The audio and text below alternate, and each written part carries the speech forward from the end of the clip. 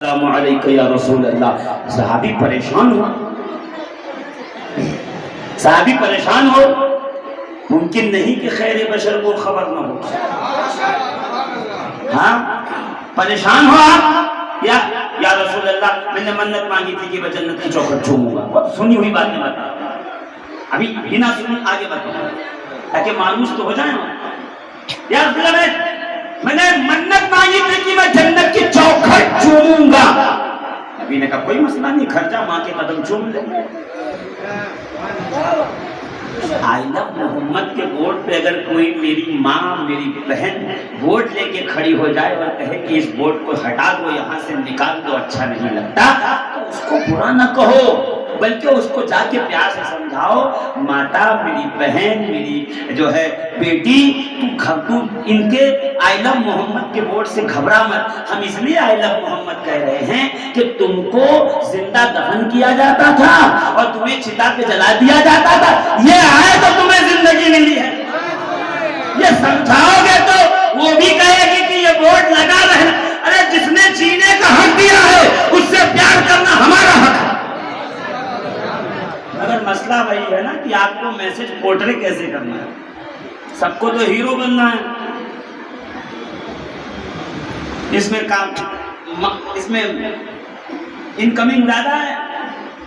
حالات و معاملات کو دیکھ کر اس کو سلجھانے کی کوشش کی جائے. خیر کجا کے ماں کی قبر چوم لے, قبر کو ماں کے پیروں کو چوم لے کر ماں کا انتقال ہو گیا ہے رسول اللہ کا. پھر ایک کام کر, جا کے ماں کی قبر کے پیٹانے چوم لے. دیکھیں قبر چومنے کو رسول بتا رہے ہیں چوم. وہ جن کے لیے جنت سے دسترخوان آتا ہے, روٹیاں آتی ہیں, گوشت آتا ہے, کھجور آتی ہے, شہد آتی ہے, وہ کہتے ہیں چومو. وہ جن کو سعودی سے زکات آتا ہے, ریال آتا ہے, صدقہ آتا ہے, وہ کہتا نہ چومو. تو زکات خور کی مانو گے یا جنت نشین کی مانو گے؟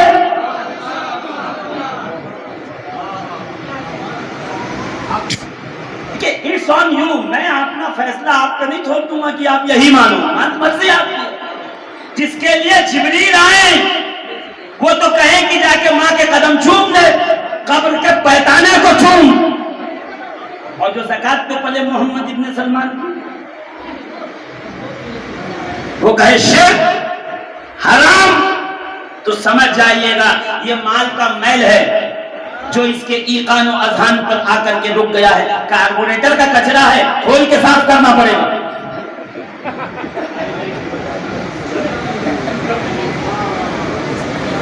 فکر کی ٹرین رک گئی ہے اس کی, اس کو بتانا پڑے گا کہ نبی نے کہا جا کے ماں کے قبر, یا رسول اللہ قبر کا پتہ بھی نہیں. رحمت للعالمین اسی لیے مسئلے کو حل کرے, نبی اسی لیے مشکل کو شامل. کوئی کہے جب زندہ تھے تو مشکل, اس لیے کہ انجینئر ڈاکٹر بہت بیٹھ گئے ہیں لے کے کیمرہ.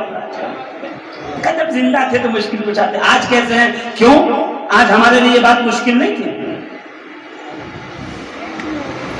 یا رسول اللہ ماں کی قبر کا پتہ ہی نہیں ہے. نبی مسکرائے گا کوئی مسئلہ نہیں, گھر میں جا ایک لکیر کھینچ,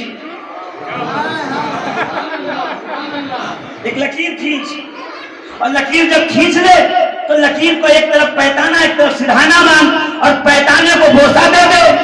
ماں کے قبر کے پیتانے کو چومنے کا ثواب ملے گا, اور جب پیتانا چوم لے گا گویا ماں کے قدم چومنے کا ثواب ملے گا. یعنی گھر میں چاک مٹی سے, پتھر سے, اینٹ سے لکیر کھینچ لو اور اس کو چوم لو.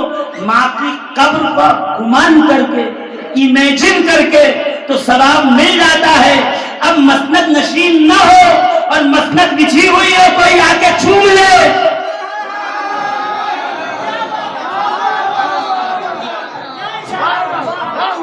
بھئی ابھی صاحب سجادہ تشریف فرما نہیں ہوئے, صرف مسند بچھی ہوئی ہے, کوئی آ کے چوم لیا. ہاں دیکھیں کتنا گناہ ہو گیا. گناہ نہیں ہوا, جب اپنے ہاتھ سے بنائے لکیر تو اس پہ چومنے کا ثواب ہے, تو جس پہ فقیر خود بیٹھتا ہے اس پہ چومنے کا ثواب ہے.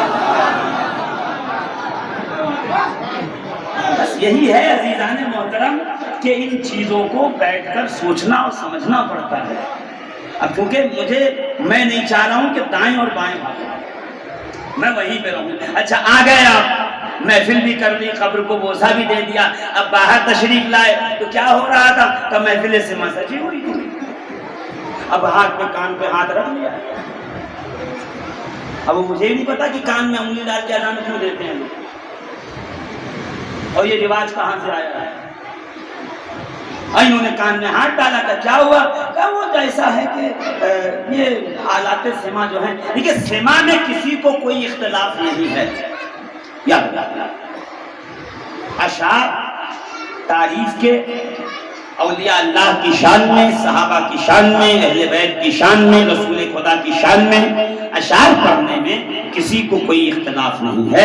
اختلاف ہے تو اس کے ساتھ یہ جو آپ کا طبلہ ہے, یہ جو ہارمونیم ہے, یہ جو آپ کی ڈھولک ہے, مسئلہ اس سے ہم سما کی تعریف کر کے سما کی بات کرتے ہیں اور وہ وار کرتے ہیں کہ نہیں صاحب یہ مزامیر جو ہے, مزامیر کا مسئلہ ہے. ایک ہے مزامیر, ایک ہے مزاریر. جس کو ضرب دی جائے اور بجے وہ ہے مزاریر, جسے پھونکا جائے وہ ہے مزامیر. یہ سمجھنے کی چیز ہے. میں سمجھانے نہیں آیا ہوں, میں صرف بتانے آیا ہوں. سمجھدار تو آپ ہیں, اس لیے کہ مجھے اچھی طریقے سے پتا ہے کہ جن کی بارگاہ کے آپ پروردہ ہیں وہاں تو سمجھانے کی ضرورت نہیں پڑتی.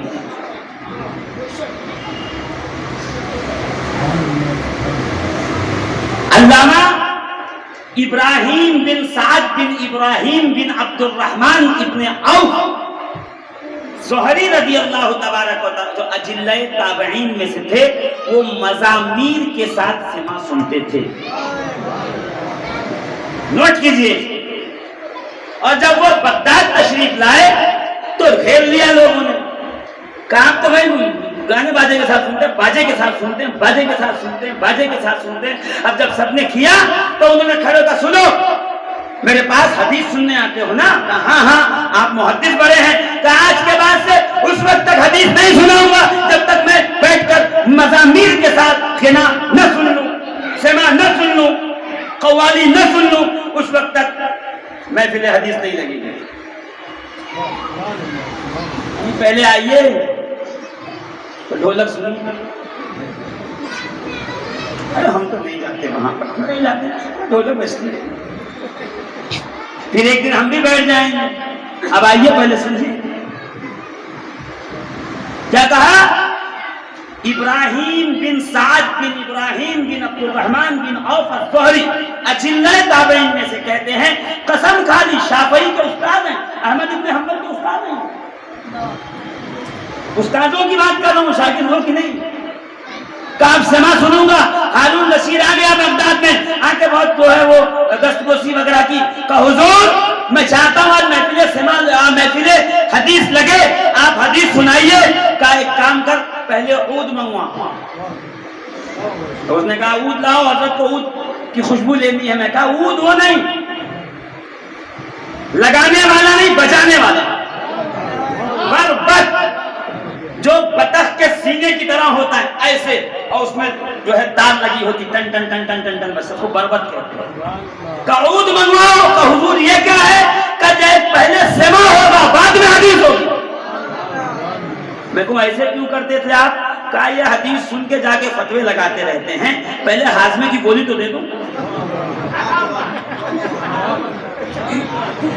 پہلے اینٹی بائیوٹک تو دے دوں, ورنہ لے کے بندوق نکل جائے گا, کس کو مارتے مارتے مارتے مارتے یہ اسلام سے نکل گیا, وہ نکل گیا, یہ نکل گیا. نہیں, کہ پہلے سما سنو, دل پہ حال آئے, وجد ہو, رقص ہو, پہلے حالات تبدیل ہو, پھر حدیث سنیے.